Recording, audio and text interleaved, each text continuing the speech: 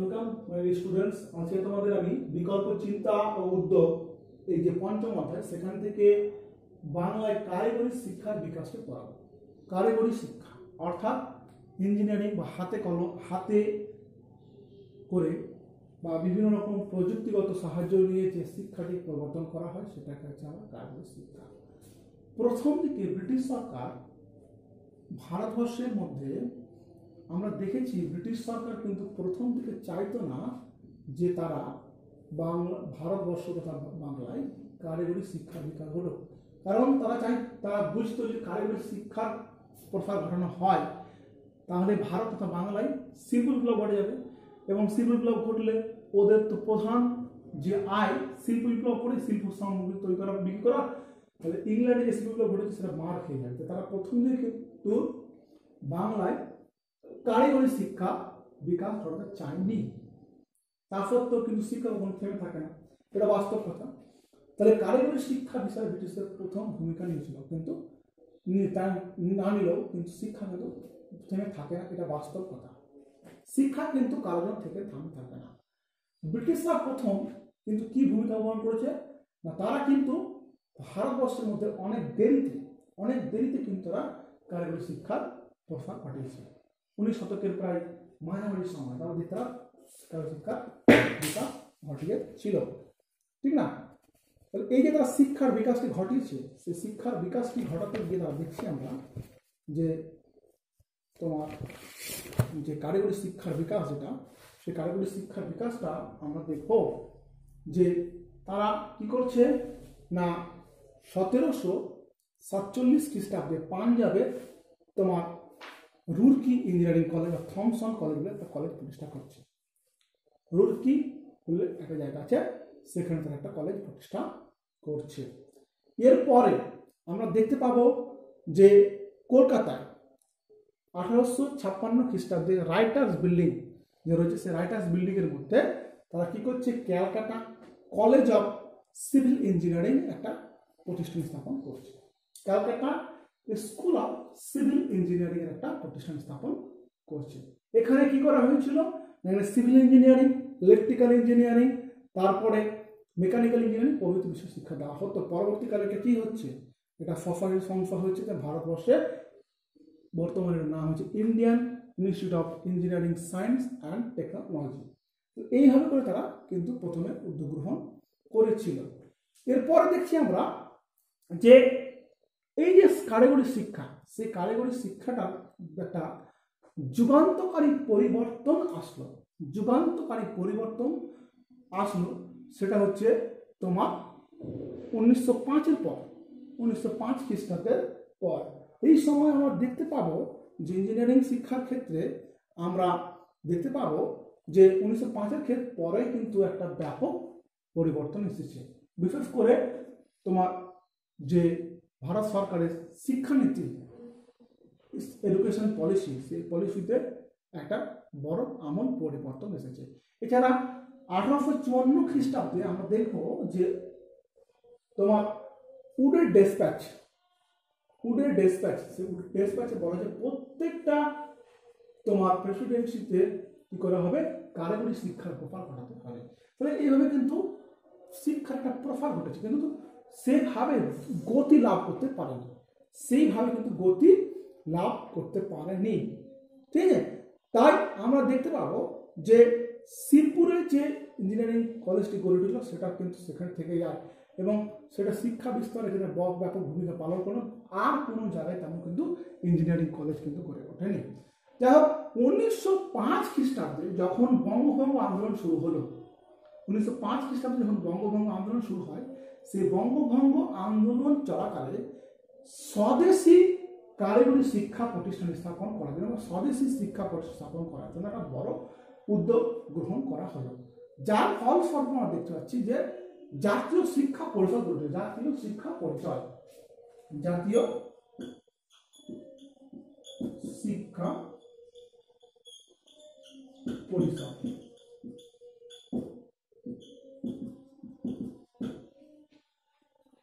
National council of education, NCE, national council of education.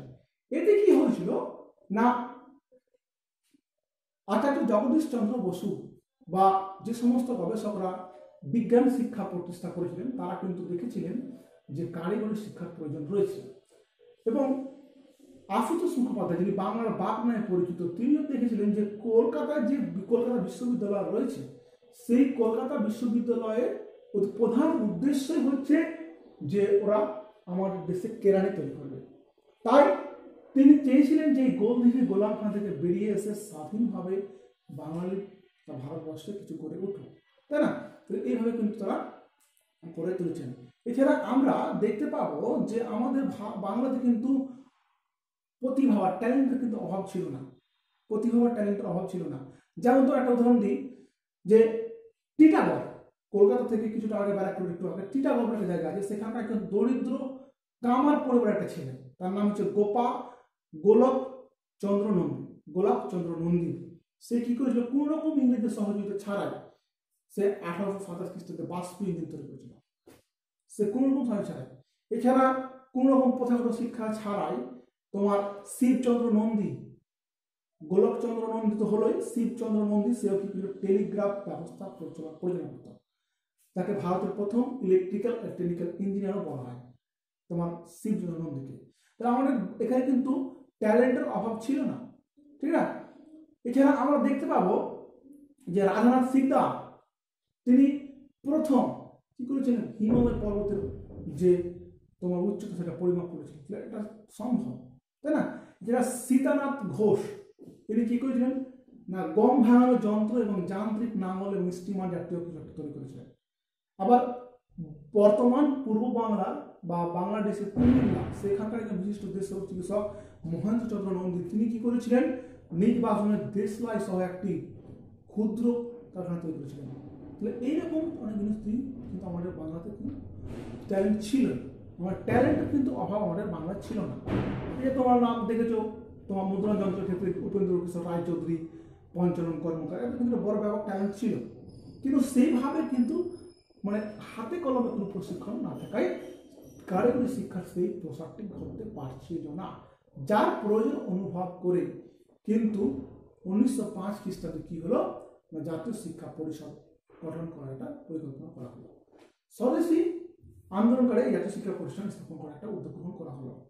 প্রসন্ন কুমার ঠাকুর এটাকে জাতীয় শিক্ষা বলে প্রথম উল্লেখ করছেন, কারণ তিনি কি করছেন না, 1905 খ্রিস্টাব্দের 16 নভেম্বর পার্ক স্ট্রিটে প্রায় 1500 জন প্রতিনিধি মিলিত হলো এবং তারা একটা জাতীয় শিক্ষা পরিষদ স্থাপন করার একটা উদ্যোগ গ্রহণ করলো। এর জন্য বিভিন্ন অর্থের সংগ্রহের প্রয়োজন। সেই অর্থের মধ্যে যদি দেখি আমরা, গৌরীপুরের জমিদার তার নাম হচ্ছে ব্রজেন্দ্র কিশোর রায়চৌধুরী, তিনি 5 লক্ষ টাকা দান করেছিলেন। এছাড়া সুবোধচন্দ্র বসু মল্লিক, তারপরে সূর্যকান্ত আচার্য রায়চৌধুরী, তারকনাথ পালিত, রাসবিহারী ঘোষ প্রমুখরা কিন্তু এই পরিষদ, জাতীয় শিক্ষা পরিষদকে এই ট্যালেন্টের ভরপুর প্রকাশ ঘটানোর জন্য কিন্তু দান করেছিলেন। তাহলে এইভাবে করে কিন্তু ব্যাপক প্রসার ঘটছে শিক্ষার ক্ষেত্রে, একটা ব্যাপক প্রসার কিন্তু ঘটে চলছে, ঠিক আছে। তাহলে এই যে তোমার শিক্ষার প্রসার, সেই শিক্ষার প্রসারটা কিন্তু থেমে থাকেনি, সেই সময় কিন্তু চলতে থেকে ছিল, তাই না? তাহলে এবার আমরা কি করব, এবার আমরা এটা পড়বো সেটা হচ্ছে এরকম যে করেছিল এবং এখানে কারা কারা দান করেছিল, কারা কারা অংশগ্রহণ করেছিল, যার ফলে কি হচ্ছে 1906 খ্রিস্টাব্দে সত্যেন্দ্রনাথ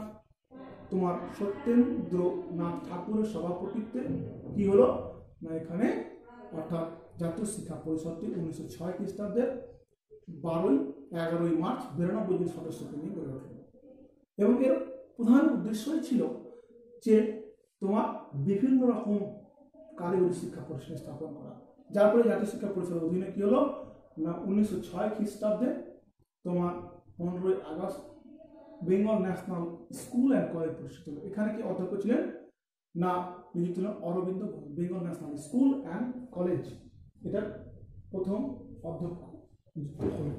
কে নিযুক্ত হলেন?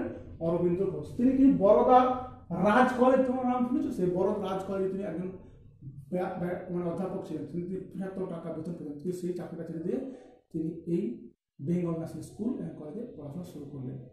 এইভাবে করে কি হচ্ছে, এছাড়া রাধাকুমার মুখোপাধ্যায়, তারপরে তোমার বিনয় কুমার সরকার, সখারাম গণেশ দেউস্কর, ধর্মানন্দ কোশাম্বী প্রমুখ শিক্ষাবিদ এখানে শিক্ষাদান করেছেন। এই পরিষদের প্রেরণায় বাংলার বিভিন্ন স্থানে কিন্তু জাতীয় বিদ্যালয় গড়ে উঠেছে, যার মধ্যে তোমার দেখবো আমরা বহরমপুরে গড়ে উঠেছে, কৃষ্ণনগর যে মালদাতে গড়ে উঠেছে, ব্যারাকপুরে শিক্ষা পরিষদ গড়ে উঠেছে। এই যে গড়ে উঠেছে শিক্ষা পরিষদ থেকে চাকরি মানে শিক্ষা পরিষদ চাকরি পাওয়ার একটা সম্ভাবনা ছিল না। আর্থিক সংকটে দাঁড়িয়ে কিন্তু এই শিক্ষা প্রতিষ্ঠান থেকে স্বদেশী কারিগরি শিক্ষা প্রতিষ্ঠানের প্রতি আকৃষ্ট করেছে। এবারে আমরা যেটা করবো সেটা হচ্ছে তোমার তোমার Bengal technical institute, BTI, BTI Bengal, BTI শর্টে লিখি BTI, BTI Bengal technical institute, BTI. এটা কি হচ্ছে না, বেঙ্গল টেকনিক্যাল স্কুলটা রয়েছে, সে বেঙ্গল টেকনিক্যাল স্কুলটা তোমার আমরা দেখতে পাবো সেটা হচ্ছে যে তোমার বিভিন্ন রকম ডিপ্লোমা ডিগ্রি দেওয়া হলো এবং ন্যাশনাল বিটিআই, সে বিটিআই বেঙ্গল টেকনিক্যাল স্কুল যেটা রয়েছে সেটা কি হলো না, স্বদেশী আন্দোলনে যে সমস্ত মনীষী কারিগরি শিক্ষা প্রসারে ভূমিকা পালন করেছিলেন তাদের মধ্যে অন্যতম তারকনাথ পালিত, তারকনাথ পালিত। তার প্রচেষ্টায় কি হচ্ছে 1906 খ্রিস্টাব্দে 25শে জুলাই কলকাতায় বেঙ্গল টেকনিক্যাল ইনস্টিটিউট নামে একটি কারিগরি শিক্ষা প্রতিষ্ঠান স্থাপিত হচ্ছে। এই Bengal technical institute, Bengal technical, Taraknath পালিত, তারকনাথ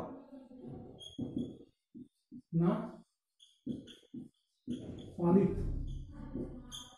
ইনি কি করছেন না, কলকাতায় বেঙ্গল টেকনিক্যাল ইনস্টিটিউট প্রতিষ্ঠা 1906 খ্রিস্টাব্দের 25শে জুলাই, ঠিক আছে 1906 খ্রিস্টাব্দের 25 জুলাই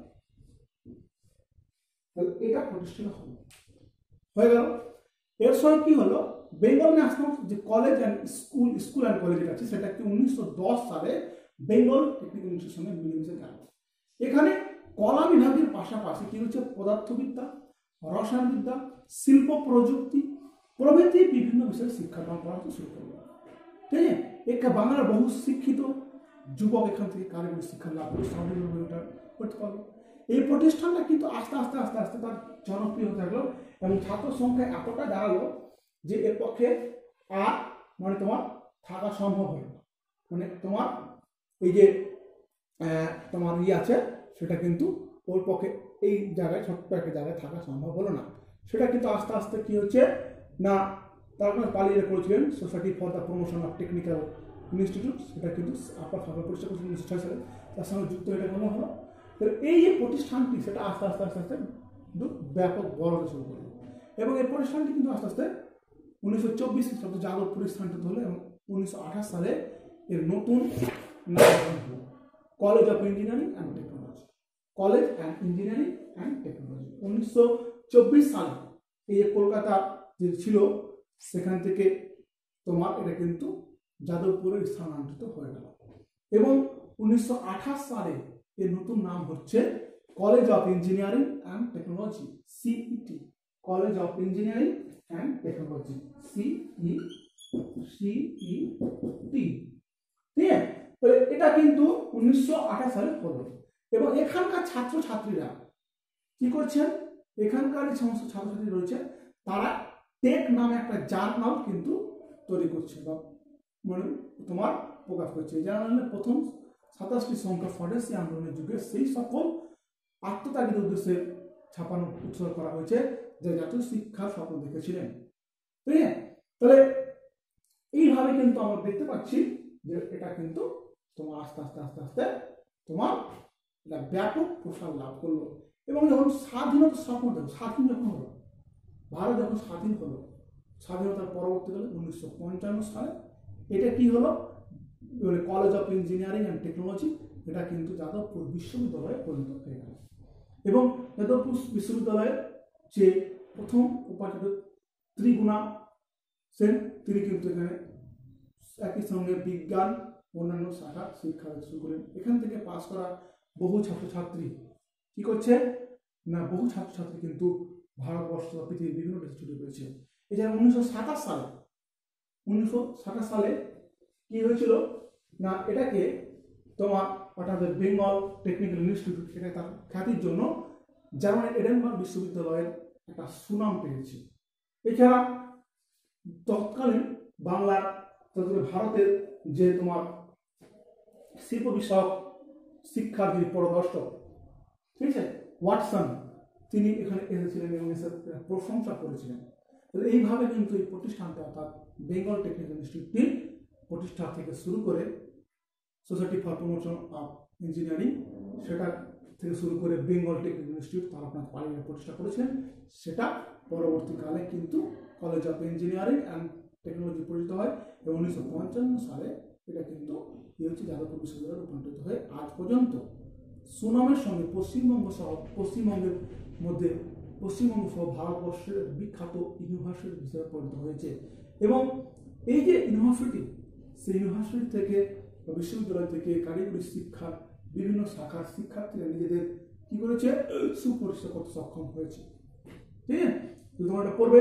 এছাড়া আমরা দেখবো যে এই সময় যে 1951 সালে যে খড়গপুর আইআইটি বা 1960 সালে ডক্টর বিধানচন্দ্র রায় দুর্গাপুর যে national institute of technology NIT তৈরি করেছিলেন, তাও কিন্তু এই সমস্ত শিক্ষা প্রতিষ্ঠানগুলো কিন্তু মানে কারিগরি শিক্ষার একটা ব্যাপক প্রসার করতে সহায়তা করেছে। এছাড়া একটা বলতে ভুলে গেছি, 1935 সালে প্রশান্ত চন্দ্র মহালান্ডিস ইন্ডিয়ান ইনস্টিটিউট অফ তোমার আইএসআই, ইন্ডিয়ান ইনস্টিটিউট অফ তোমার আইএসআই প্রতিষ্ঠা করেছিলেন। ঠিক আছে, ইন্ডিয়ান ইনস্টিটিউট স্ট্যান্ডার্ড ইনস্টিটিউট, ঠিক আছে, প্রতিষ্ঠা করেছিলেন। তো সেটা কিন্তু প্রশান্ত চন্দ্র মহালান্ডিস করেছিলেন।